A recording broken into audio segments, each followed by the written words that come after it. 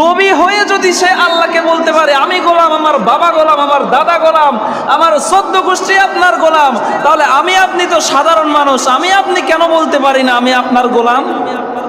একটু টাকা পয়সা হলে, অর্থ সম্পদ হলে, হাতে একটু ক্ষমতা চলে আসলে আমাদের দাপটে মনে হয় আর টেকা যায় না, আমাদের দাম্ভিকতাই মনে হয় আর টেকা যায় না, আমাদের চাইতে নিচু শ্রেণীর যারা মানুষ রয়েছে তাদেরকে আমরা মানুষই মনে করি না। আলামিন বলেন মুহাম্মাদুর রাসূলুল্লাহ ওয়াল্লাযীনা মাআহু আশিদ্দাউ আলাল কুফফারি রুহামাউ বাইনাহুম তারাহুম রুকআন সুজ্জাদান ইয়াবতাগুনা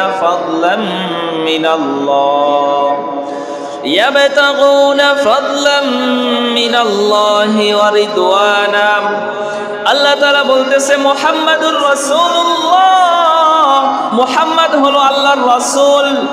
দেখেন আল্লাহ রাব্বুল আলামিন কুরআনুল কারীমের ভিতরে বিশ্বনবী সম্পর্কে বলে দিয়েছে যে মুহাম্মাদুর রাসূলুল্লাহ, মুহাম্মদ হলো আল্লাহর রাসূল। এই কথাটা কার কথা বলেন? একমাত্র আল্লাহ তাআলা বলে দিয়েছে মুহাম্মাদুর রাসূলুল্লাহ, মুহাম্মদ হলো আল্লাহর রাসূল। এবং বিশ্বনবী যখন এই দুনিয়ার ভিতরে আগমন করেছিল, এই দুনিয়ার ভিতরে বিশ্বনবী যখন বসবাস করত, তিনিও বলতেন আমি আল্লাহর রাসূল। এবং বিশ্বনবী কিন্তু বলতেন না যে আমি বাতিলের আতঙ্ক, আমি বাতিলের আতঙ্ক, আমাকে দেখে সবাই ভয় পাও। বিশ্বনবী এইরকম করে গর্ব করে কখনোই কিছু বলতেন না। বিশ্বনবী সব সময় বলতেন ইন্নী আব্দুল্লাহ, আমি হলাম আল্লাহর গোলাম।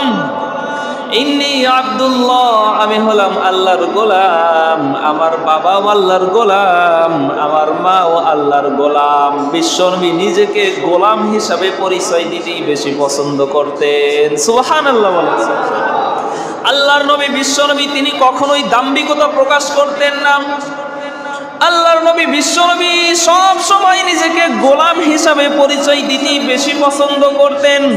এজন্যই দেখেন যেই দিন থেকেই আমরা নামাজটা শুরু করেছি, ওই দিন থেকেই কিন্তু আমরা নামাজের ভিতরে আত্তাহিয়াতুর ভিতরে আমরা পড়ি আশহাদু আল্লা ইলাহা ইল্লাল্লাহু ওয়া আশহাদু আন্না মুহাম্মাদান আবদুহু ওয়া রাসূলুহু। যেই দিন থেকেই আমরা নামাজটা শুরু করেছি, ওই দিন থেকেই কিন্তু আমরা এই সাক্ষ্যটা দিই যে আল্লাহর নবী একমাত্র আল্লাহর নবী, আল্লাহ ছাড়া কোনো ইলাহ নাই। এবং বিশ্বনবী একমাত্র আল্লাহর নবী এবং আবদুহু ওয়া রাসূলুহু, তিনি হলো আল্লাহর বান্দা, তিনি হলো আল্লাহর গোলাম। সুবহানাল্লাহ। বিশ্বনবী যখন থেকে এই দুনিয়ার ভিতরে আগমন করেছে, তিনি সব সময় নিজেকে আল্লাহর গোলাম হিসাবে পরিচয় দিতে বেশি স্বাচ্ছন্দ্য বোধ করত, আল্লাহর গোলাম হিসাবে পরিচয় দিতে বেশি পছন্দ করত। তিনি কখনোই বলতেন না আমি বাতিলের আতঙ্ক, তোমরা আমাকে দেখে ভয় করো। আল্লাহর নবী বিশ্বনবী কখনোই এই কথা বলতেন না। দেখেন আল্লাহর নবী বিশ্বনবী সব সময় বলতেন আল্লাহুম্মা ইন্নী আবদুক, ও আল্লাহ আমি আপনার গোলাম। ও আপনি আবদুক, এবং আমার পিতা আব্দুল্লাহ আপনার গোলাম। ও আপনি আমাতিক, এবং আমার মা আমিনাও আপনার গোলাম। তার মানে বিশ্বনবী বলতো আমি গোলাম, আমার বাবা গোলাম, আমার দাদা গোলাম, আমার 14 গোষ্ঠীর ভিতরে যত মানুষ রয়েছে সবাই আমরা আল্লাহর গোলাম। আল্লাহর নবী বিশ্বনবী সব সময় বলতো আমি হলাম আপনার গোলাম, গোলামের ঘরের গোলাম, আমার 14 গোষ্ঠী আপনার গোলাম। সুবহানাল্লাহ। আল্লাহর নবী যদি নিজের গোলাম বলে পরিচয় দিতে বেশি স্বাচ্ছন্দ্য বোধ করত, তাহলে আমরা নিজেদেরকে নিয়ে কেন দাম্ভিকতা প্রকাশ করি? এই দুনিয়ার ভিতরে সামান্য টাকা পয়সা হলে, সামান্য ক্ষমতা হইলে আমাদের আর পা মনে হয় মাটিতে পড়ে না। এত পরিমাণ দাম্ভিকতা আমরা প্রকাশ করি যেন আমাদের সামনে যদি একটু নিচু পরিমাণ মানুষ চলে আসে তাদেরকে আমরা মানুষই মনে করি না, ঠিক কিনা? আল্লাহর নবী বিশ্বনবী সব সময় আল্লাহকে বলতেন ওগো আল্লাহ আমি আপনার গোলাম।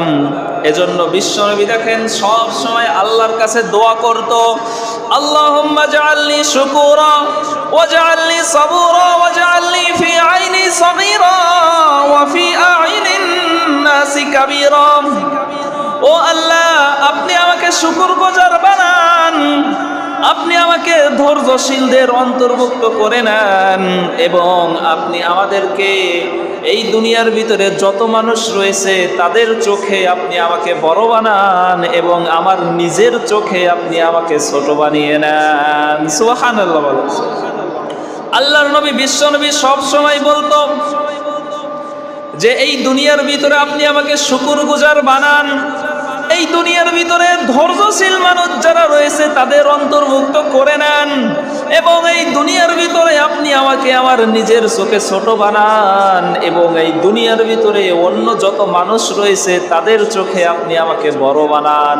কারণ নিজের চোখে যখন আপনি নিজেকে ছোট মনে করবেন, ওই সময় এলাকার মানুষগুলো, সমাজের মানুষগুলো আপনাকে বেশি দাম দিবে, ঠিক কিনা? দেখবেন এই এলাকার ভিতরে যারা নিজের চোখে নিজেকে ছোট মনে করে, তারা মনে করে যে আমার চাইতে অসহায় মানুষ, গুনাহগার মানুষ, আমার চাইতে নিচু মানুষ আর কেউ নাই, নিজের চোখে নিজেকে ছোট মনে করে এবং খুবই সাধারণভাবে চলাফেরা করে। দেখবেন এলাকার লোকেরা ওই মানুষটারই বেশি দাম দেয়। আর যারা নিজের চোখে নিজেকে বড় মনে করে আর নিজের ভিতরে যদি এইরকম দাম্ভিকতা থাকে, আমার তো টাকা পয়সার অভাব নাই, হাতে আমার ক্ষমতার অভাব নাই, আমার সামনে যারা আসবে ওরা তো আমার কাছে কিছুই না, দেখবেন ওই সকল মানুষগুলার এই সমাজের মানুষগুলো কোনোই দাম দেয় না, ঠিক কিনা? এজন্যই বিশ্বনবী এই হাদিসের মাধ্যমে শিখিয়ে দিলেন, সব সময় বিশ্বনবী আল্লাহর কাছে দোয়া করতেন, ওয়াফি আইনিন নাসি কাবীরা, ওয়া আল্লাহ, আপনি মানুষের চোখে আপনি আমাকে বড় বানান, আর আমার নিজের চোখে আপনি আমাকে ছোট বানান। এই জন্য আল্লাহর নবী আমাদেরকে যেই রকম করে শিখিয়ে দিয়েছে, আমাদের জীবনটা ওই রকম করেই পরিচালনা করতে হবে। এই নবী এমন নবী, বিশ্ব নবী, এই দুনিয়ার ভিতরে প্রত্যেকটা মানুষকে আখলাক শিক্ষা দিয়েছে।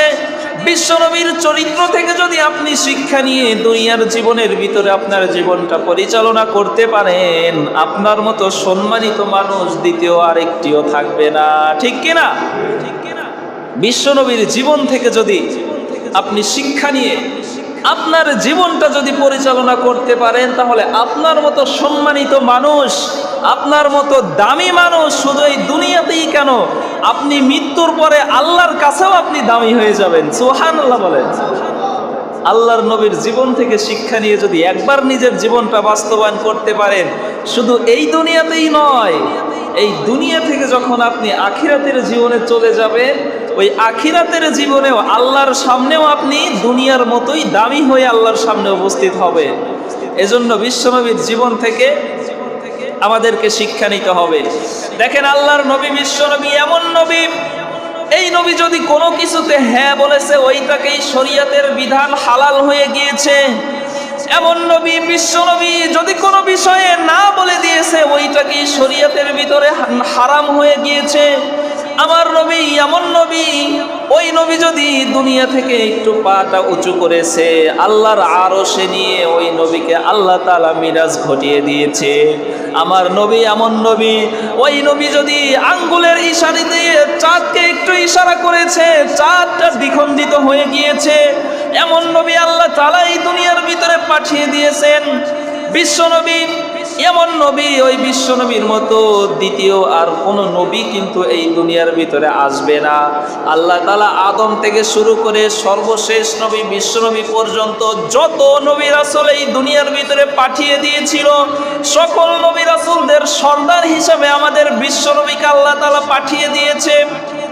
এই নবীর দাম, এই নবীর গুরুত্ব এত বেশি, আল্লাহ তাআলা কুরআনুল কারীমের ভিতরে বলে দিয়েছে যে আমি আল্লাহ রাব্বুল আলামিন এই নবীকে যেই রকম করে দুনিয়ার ভিতরে পাঠিয়ে দিয়েছি, এই নবী যদি কখনো মনের ভিতরে কোনো জিনিস চিন্তা করেছে, আমি আল্লাহ রাব্বুল আলামিন এই নবীর জন্য ওইটাকে বাস্তবায়ন করে দিয়েছি।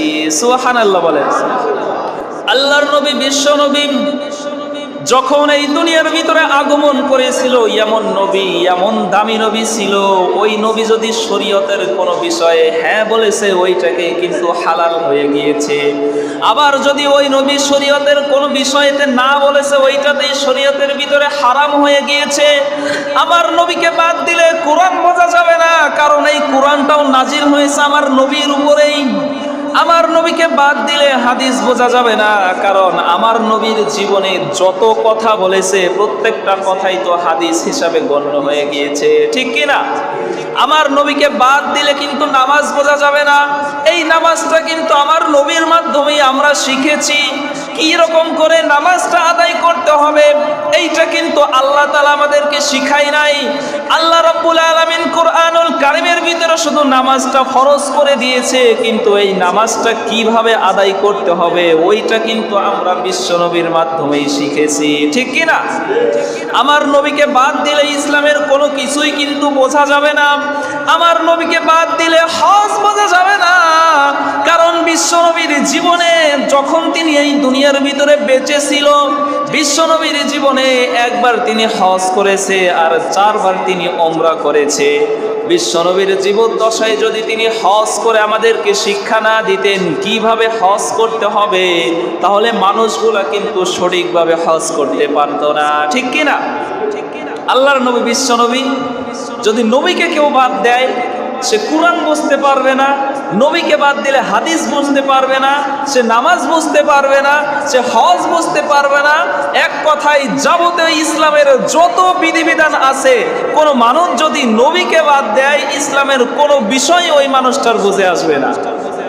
এজন্য আমার নবী এমন নবী আল্লাহ রাব্বুল আলামিন এই দুনিয়ার ভিতরে আল্লাহ তাআলা পাঠিয়ে দিয়েছে। বিশ্বনবী একবার মসজিদে নববীর ভিতরে প্রবেশ করতেছিল। আল্লাহর নবী বিশ্বনবী মসজিদে নববীর ভিতরে প্রবেশ করতেছে, এমন সময় কয়েকজন সাহাবা মিলে কথোপকথন করতেছিল।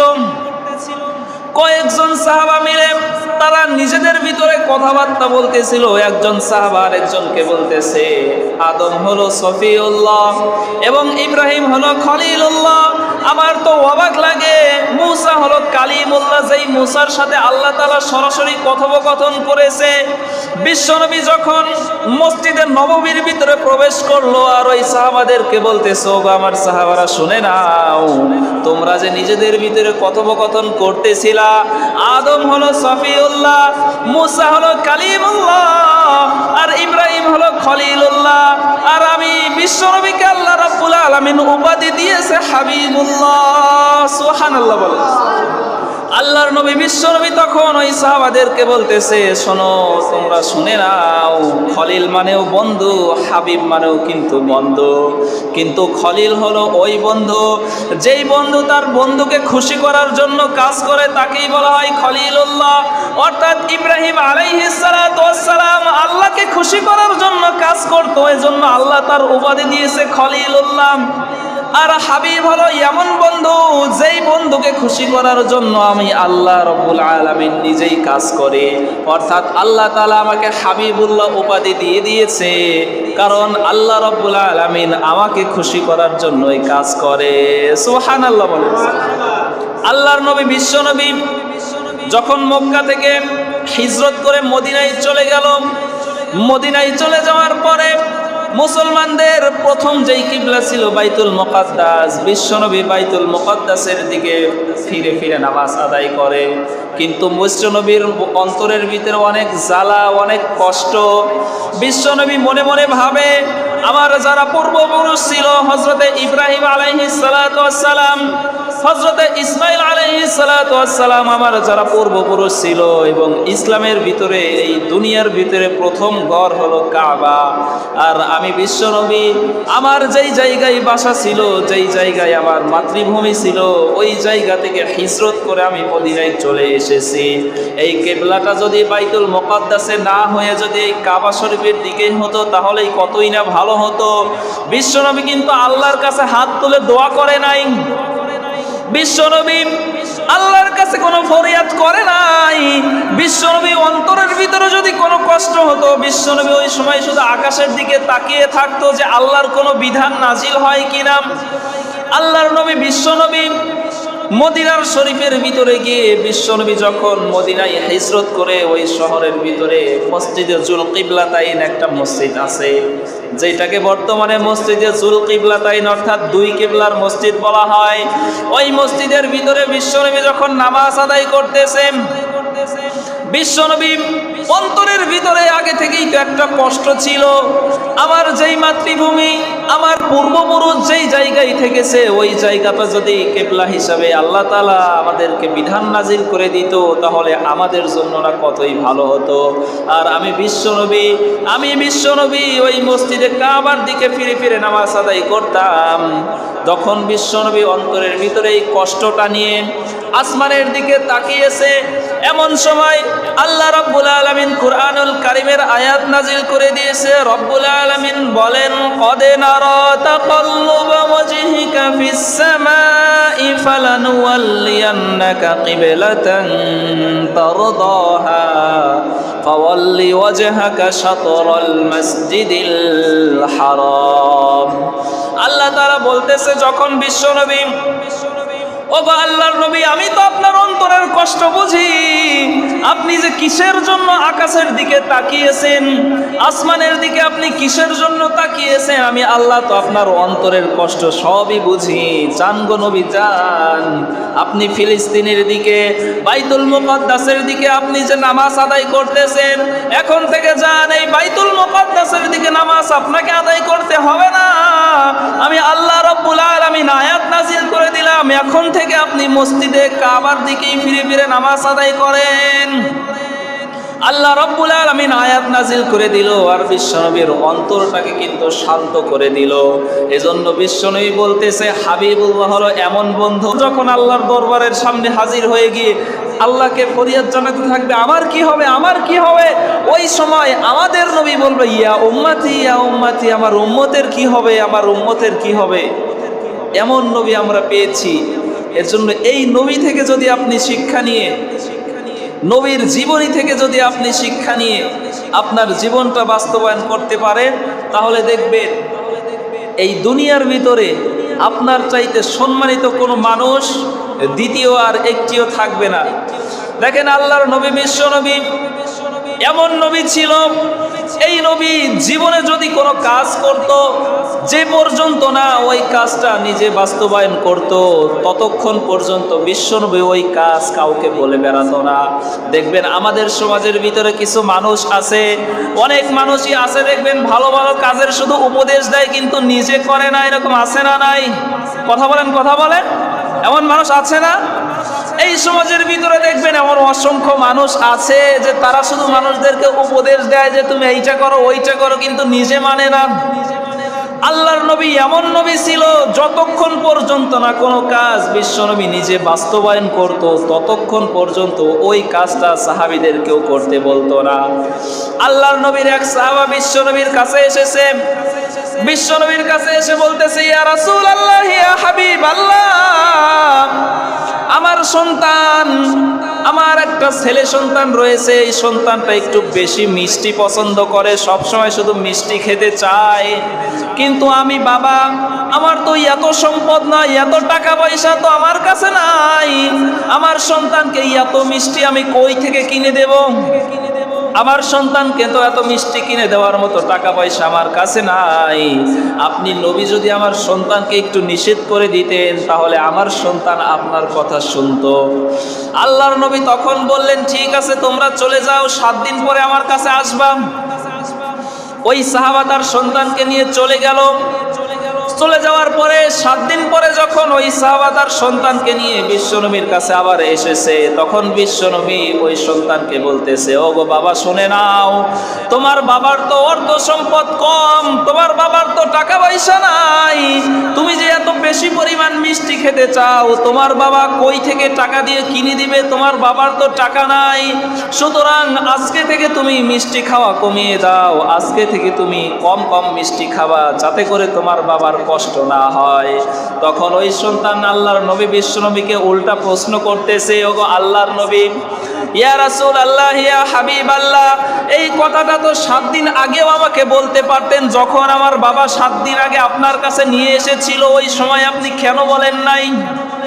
আল্লাহর নবী তখন ওই সন্তানকে বলতেছে, ও গো বাবা শুনে নাও, আমি বিশ্ব নবীও তো নিজেও মিষ্টি বেশি পছন্দ করি এবং আমি বিশ্ব নবী তো নিজেও বেশি বেশি মিষ্টি খাই, কারণ আমি বিশ্ব নবী ওই সময়টাতেও বেশি বেশি মিষ্টি খাইতাম। আমি বিশ্ব নবী যদি বেশি বেশি মিষ্টি খেয়ে তোমাকে খেতে নিষেধ করি তাহলে তো এইটা অবিচার হয়ে যাবে।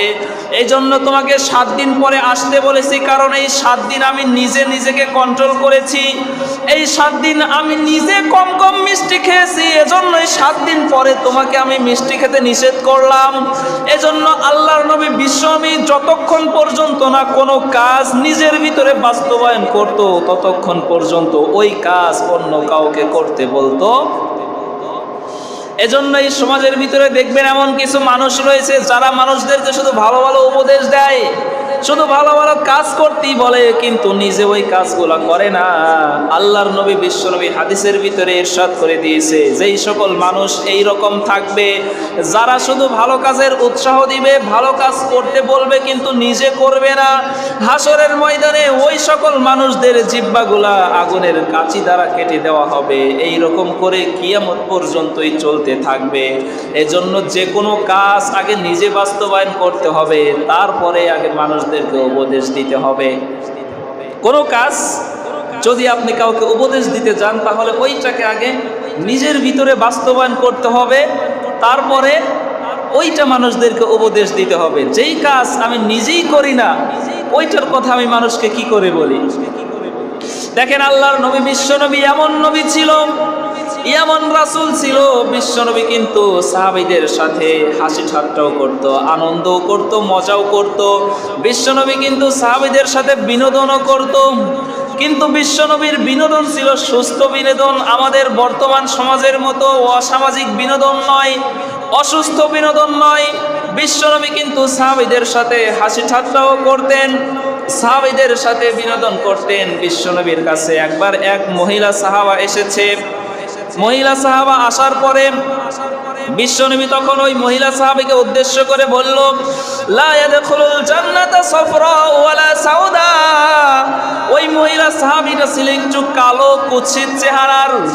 বিশ্বনবী তখন ওই মহিলা কালো সাহাবীকে, বিশ্বনবী ওই কালো মহিলা সাহাবীকে দেখে বলতেছে যে কোনো কালো নারী আল্লাহ রাব্বুল আলামিনের জান্নাতের ভিতরে প্রবেশ করবে না। আল্লাহ রাব্বুল আলামিন কোনো কালো নারীকে জান্নাতের ভিতরে প্রবেশ করাবে না। এই কথা শোনার পর ওই নারী হাউমাউ করে কান্না শুরু করে দিয়েছে। কারণ দেখবেন নারীদের মন কিন্তু একটু নরম থাকে, সামান্য কষ্টতেই তারা কান্না শুরু করে দেয়। যদি তাদের সামান্য কোনো কষ্ট দেওয়া হয় তারা হাউমাউ করে কিন্তু কান্না শুরু করে দেয়।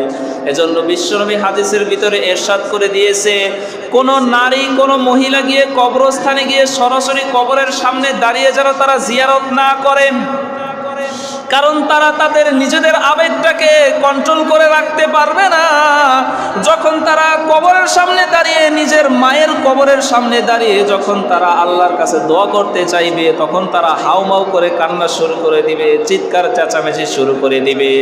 এজন্য বিশ্বনবী বলে দিল, কোনো নারীর জন্য এইটা সঠিক নয় যে তারা কবরস্থানে গিয়ে কবরের সামনে দাঁড়িয়ে দাঁড়িয়ে তারা কবর জিয়ারত করুক। সুতরাং নারীদের জন্য কর্তব্য হলো তারা ঘরের ভিতরেই থেকে যেন তারা তাদের জন্য দোয়া করেন, তাদের পরিবারদের ভিতর থেকে যারা মারা গিয়েছে তাদের জন্য যেন তারা ঘরের ভিতর থেকেই দোয়া করে, কোনো কবরস্থানের সামনে দাঁড়িয়ে যেন তারা দোয়া না করে। কারণ কবর জিয়ারত করবে এটা পুরুষ মানুষ।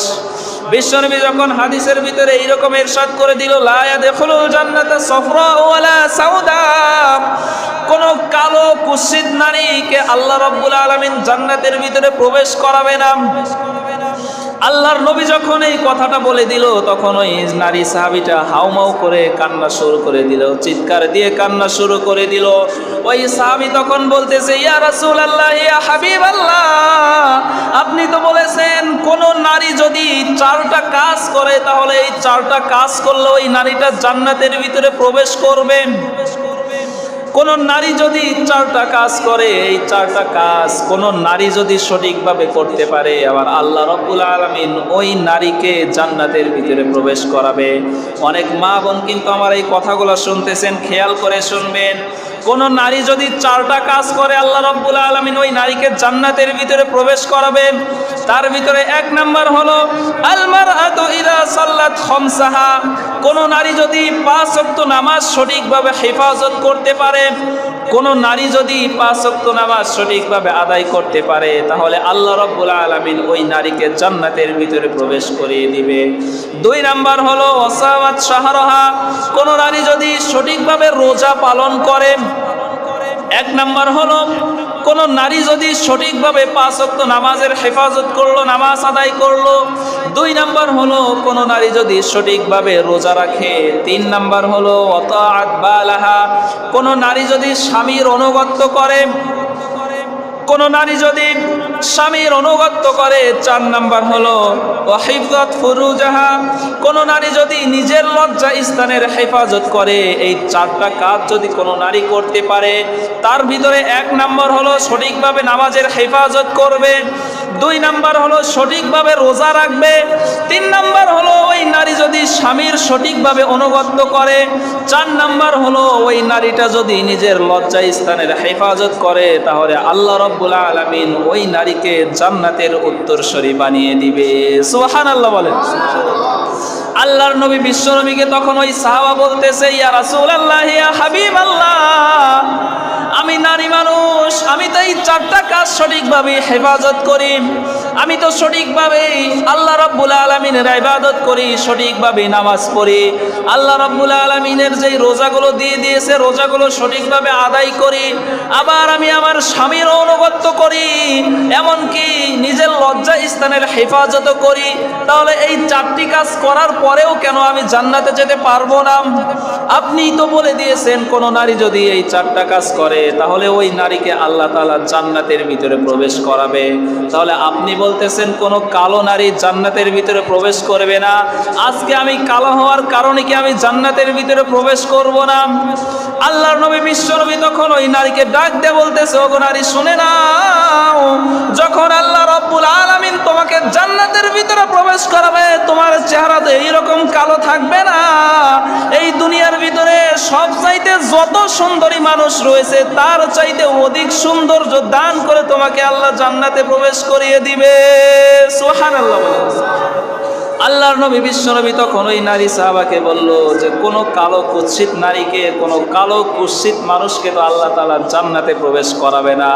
কারণ যখন কোনো মানুষ জান্নাতের অধিবাসী হয়ে যাবে, ওই মানুষটাকে আল্লাহ রাব্বুল আলামিন সব চাইতে সৌন্দর্য দান করে তারপরে আল্লাহ রাব্বুল আলামিন ওই মানুষটাকে জান্নাতের ভিতরে প্রবেশ করাবে।